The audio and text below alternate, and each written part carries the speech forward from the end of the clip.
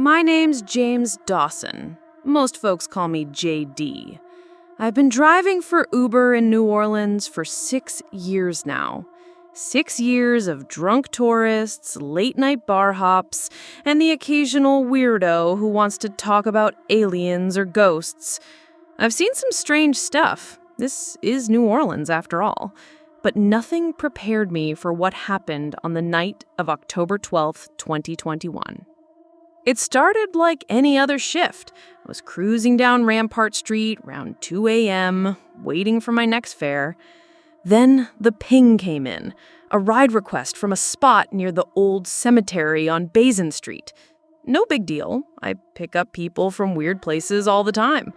But when I pulled up, the guy standing there, he wasn't like the usual crowd. He was tall, real tall, dressed in a long black coat despite the humidity. His face was half hidden under a wide-brimmed hat, but I could see his eyes, pale, almost colorless. He didn't say a word, just slid into the back seat like a shadow. The app said his name was R. LeBlanc, and his destination was a crossroads out past the Ninth Ward.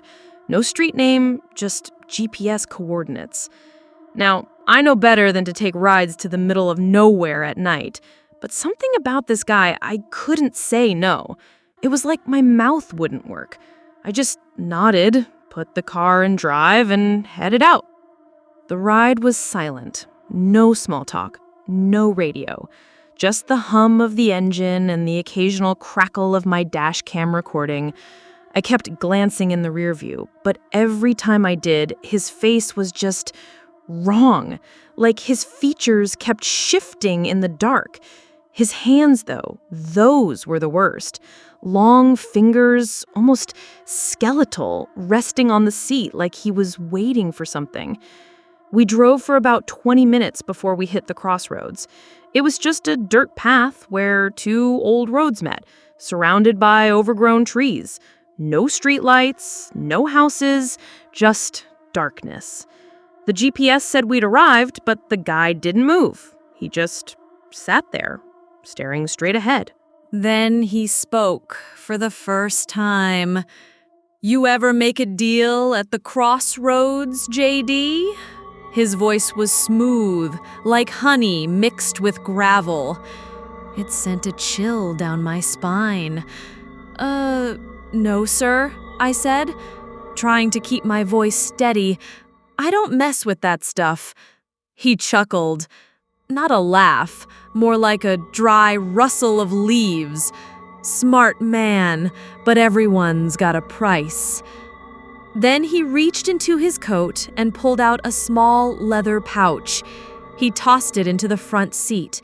It landed in my lap with a thud. "Take this. It'll bring you luck, but you gotta bring me something in return." I didn't touch it. "I don't want it," I said. "I just drive the car." He leaned forward. The air got colder. "You already took the ride. That means you owe me." Before I could argue, he was gone. Not like he got out of the car, just gone. The back seat was empty. The door was still shut. I slammed on the brakes, heart pounding, and looked around. Nothing. Just the dark road and the hum of the engine. I threw the pouch into the glove compartment and drove straight home. I didn't even finish my shift. The next day, I tried to forget about it, but things started happening. First, my luck did change. Too good to be true. I got a surge of high-paying rides, tips pouring in. One guy even gave me a $100 bill for a 5-minute drive. I should have been happy, but I wasn't. Because every time something good happened, I'd hear a whisper in the back seat. Just my name, JD, like a breath against my neck. Then the dreams started. I'd see the crossroads in my sleep. The man in the black coat standing there, waiting. And every night he got closer. His face would shift. Sometimes young, sometimes old, sometimes not even human. His voice would echo, "You owe me, JD. You took the ride." I tried to get rid of the pouch, threw it in the Mississippi. Next morning it was back in my glove compartment, dry as a bone. Burned it in a trash can, ashes turned back into leather by sunrise. Finally, I went to see Sister Marie, an old voodoo priestess my grandma used to talk about. She took one look at me and sighed. "You made a deal, boy. Now you gotta pay." I told her I didn't want the deal. She just shook her head. "Don't matter what you want. You took the ride. That's the same as shaking his hand." She gave me a small bottle of holy water and a black candle. "Light this at midnight. Sprinkle the water at the crossroads. Maybe he'll let you go." I did it. Drove back to that damn dirt road at midnight, heart in my throat. Lit the candle, poured the water, and said the words she taught me. For a second, nothing happened. Then the wind picked up. The candle flames stretched tall, unnaturally blue, and from the darkness I heard laughter. "Too late, JD." Something grabbed my shoulder from behind. I woke up in my car the next morning, parked outside my apartment. The pouch was gone. The candle has melted to nothing. I drove around for weeks with a high fever and a throbbing headache that refused to go away despite all medication. It took months before I slowly got back to normal. Years later, even now, I hear him in the back seat all the time. I still drive for Uber, but I don't take rides after dark anymore. And if I ever get a request from a crossroads, I decline, because I know he's still out there, waiting, and one day he'll call in his debt. My name is Sofia Rodriguez. I'm 31, live in Miami, and work in marketing. I'm a modern woman, you know?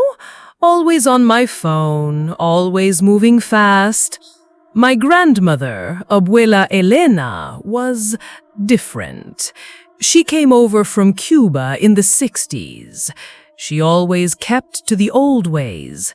And when she passed away last year, leaving me her apartment, I thought it was just a chance to sort through some old family stuff. I had no idea what I was inheriting. Her apartment was in Little Havana, one of those beautiful, colorful old buildings. It smelled like incense and Cuban coffee, even after months of being empty. I loved my abuela, but I always found her beliefs a bit quaint. She had a small corner in her living room, a little shrine, really. She called it her altar. I'd see her there sometimes, whispering, lighting candles.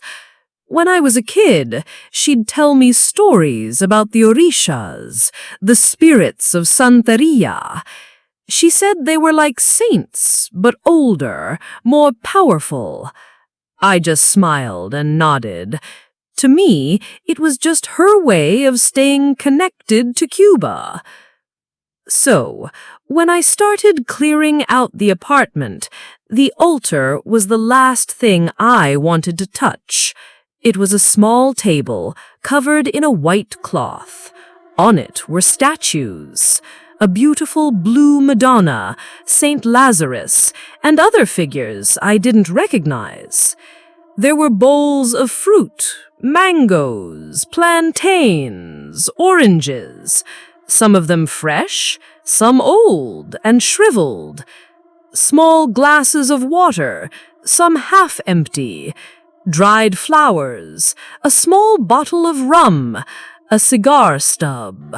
All very neat, very precise. I thought, okay, I'll clear this out, maybe donate some of the statues. The first week, I was mostly just bagging up clothes and old photos. I left the altar alone. Then one evening, I was tired. I remembered Abuela always had a fresh mango on her altar. I thought, why not? She's not going to use it. So I picked a ripe one from the bowl, took a bite, and put the rest back. A small sacrilegious act, I guess. I didn't think twice about it. The next morning, I came back, and there on the altar was a brand new, perfectly ripe mango, just sitting in the spot where I'd taken mine. I stared at it. Did I imagine taking it yesterday? Did I leave one? No, I know I didn't. I must have been so tired I forgot. I dismissed it. A few days later, I was cleaning the kitchen. I passed the altar. I noticed one of the glasses of water, which had been full to the brim, was now half empty. And the cigar butt from days ago? It looked like someone had just taken a puff. A tiny spiral of ash had formed at the end, and the paper was just a little more burned down. My heart started to beat a little faster. I tried to be logical. Maybe the water evaporated. Maybe the cigar just crumbled. But deep down, I knew that wasn't right. I decided to test it. I took a permanent marker and drew a tiny line on the water glass, right at the water level. I counted the pieces of fruit. I even dabbed a tiny bit of red nail polish on one side of the cigar, just to be sure. Then I locked up and left for the night. The next morning, I walked straight to that altar. My stomach was churning. The line on the glass? The water was clearly below it. The fruit? One of the plantains was gone. Not old, not shriveled, just gone. And the cigar? The nail polish was still there, but the other side, the unmarked side, looked like it had been freshly lit and a few puffs were taken. The ash was fresh. I started to get really scared. I bought a small motion-activated security camera, the kind people use for pets. I set it up in the living room, pointed directly at the altar. Okay, Sophia, I told myself. You're going to catch the squatter, or the mischievous cat that somehow got in. I left for the night, my phone buzzing with the camera app. I got home, played back the footage. Nothing. No one. The apartment was empty the entire night, but when I walked into the living room, I swear, the air felt colder. I checked the altar. The glass was lower.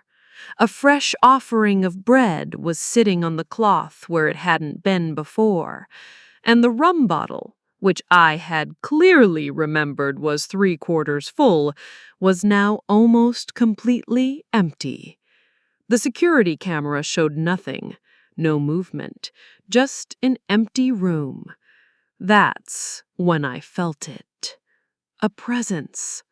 Not a ghost floating around, but something rooted, like the altar itself was alive, like it wasn't just a collection of objects, but a living, breathing entity.